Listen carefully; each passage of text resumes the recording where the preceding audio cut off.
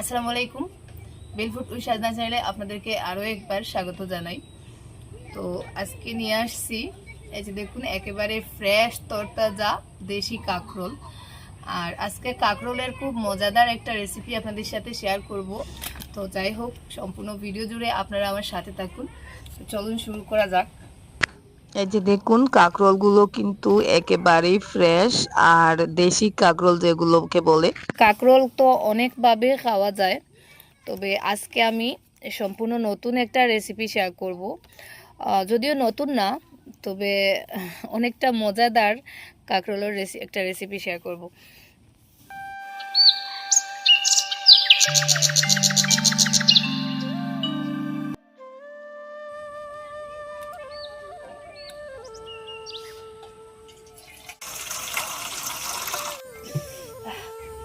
কাঁকরোলগুলোকে এখন এভাবে লম্বা লম্বিভাবে কেটে নিব, করে কেটে নিব,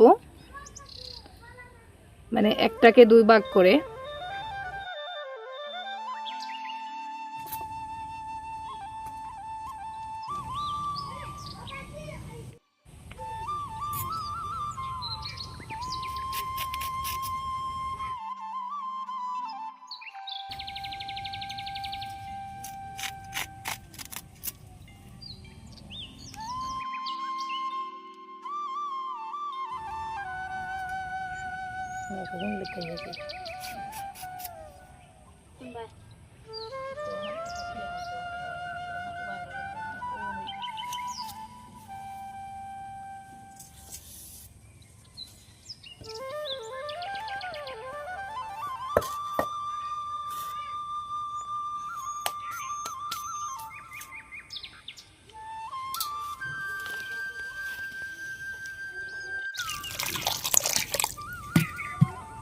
ওই যে আমি সবকটা কাঁকরোলকে এইভাবে অর্ধেক সাইজ করে কেটে নিয়েছি।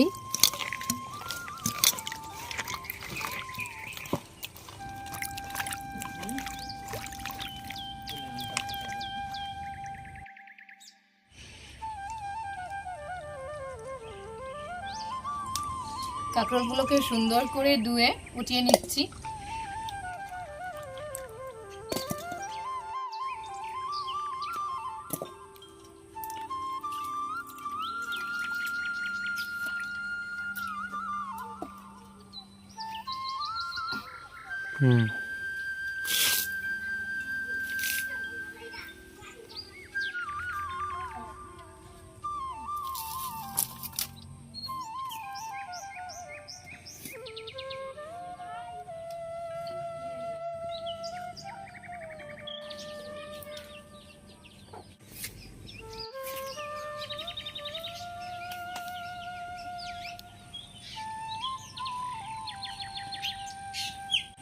কাঁকরোলটাকে কেটে ভালো করে ধুয়ে নিয়েছি। এখন হচ্ছে এটাকে একটু সেদ্ধ করে নিব।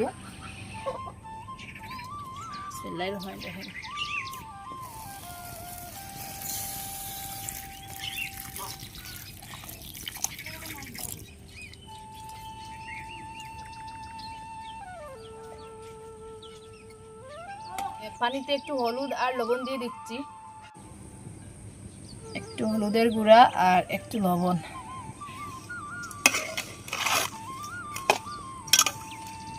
তো এখন এটাকে 5 থেকে 7 মিনিটের মতন সেদ্ধ করে নিব। ঢাকনা দিয়ে দিচ্ছি।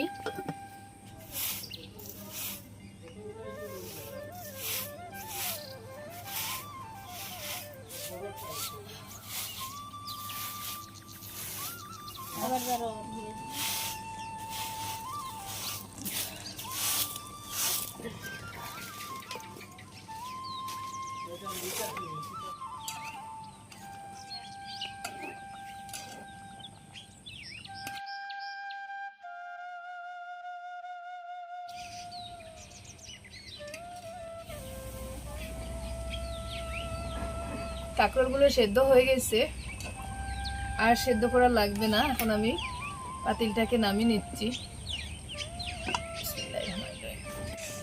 এই যে দেখুন,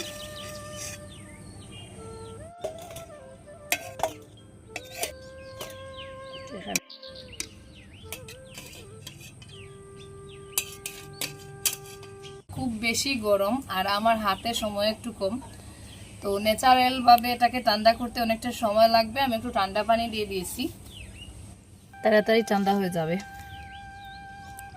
কাঁকরোলের এই যে বুকের অংশটা এখন এভাবে একটা চামচের সাহায্যে বের করে নিব।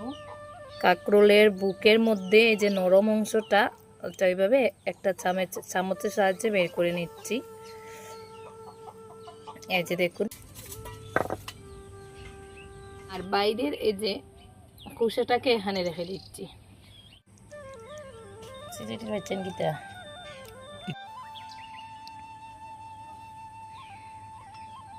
খুব জলদি আমার গিয়ে বেসন টেসন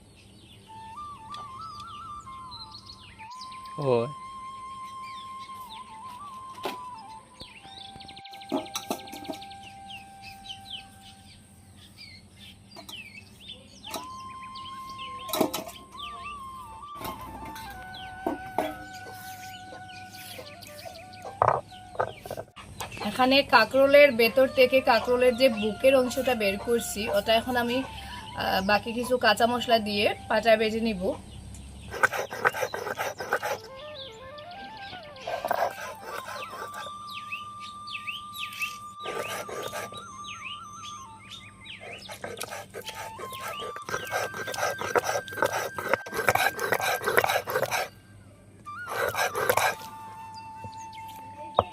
তো এটাকে আর এই যে এইভাবেই রেখে দিব।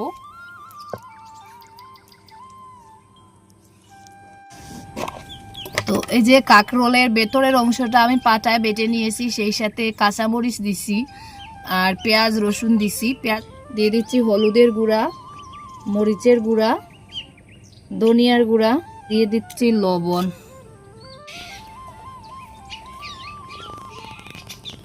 সব মশলা দিয়ে এই যে সুন্দর করে একটা পেস্ট তৈরি করে নিচ্ছি। তো এখন এই ডিমটা দিয়ে দিচ্ছি।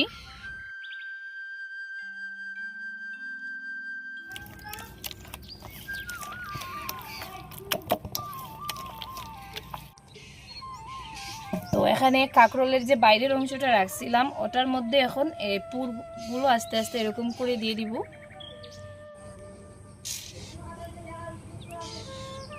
তো একটা একটা করে এভাবে সবগুলো ভর্তি করে নিচ্ছি।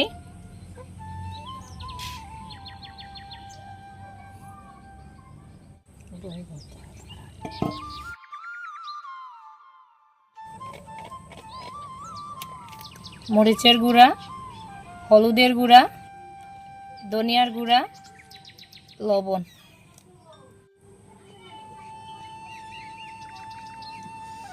তো এখন ঘন করে একটা পেস্ট তৈরি করে নিব।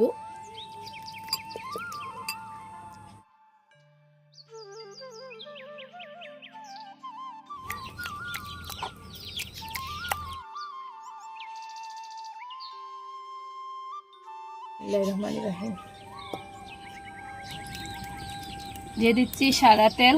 তো আমি এখানে বেশ ডুবো তেলে ভাজবো না।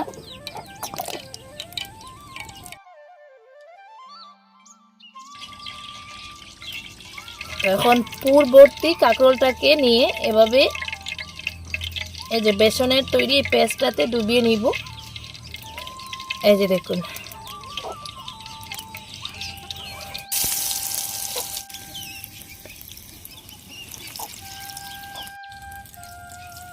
বুকের অংশটা নিচের দিকে দিয়ে দিব প্রথমে।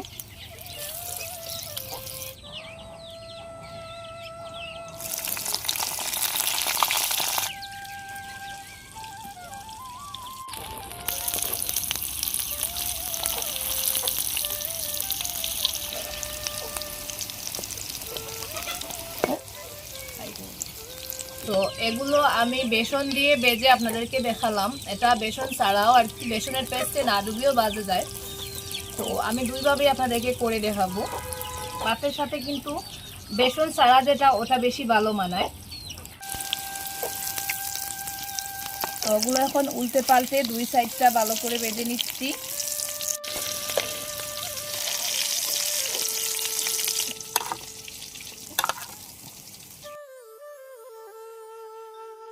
এখন বাকিগুলো বেসন ছাড়াই বেজে নিচ্ছি।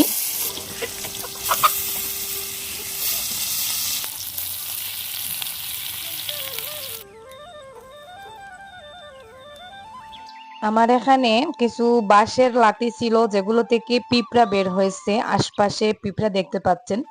তো যেটা আসলে হঠাৎ করে বেরিয়ে গেছে, করার কিছু নেই, তাই সেগুলো মেনটেন করে রান্না বান্নাটা সারতে হয়েছে। ঝাড়ু দেওয়ার পরেও পিঁপড়াগুলো বেরিয়ে যে হাঁটতেছে আশেপাশে।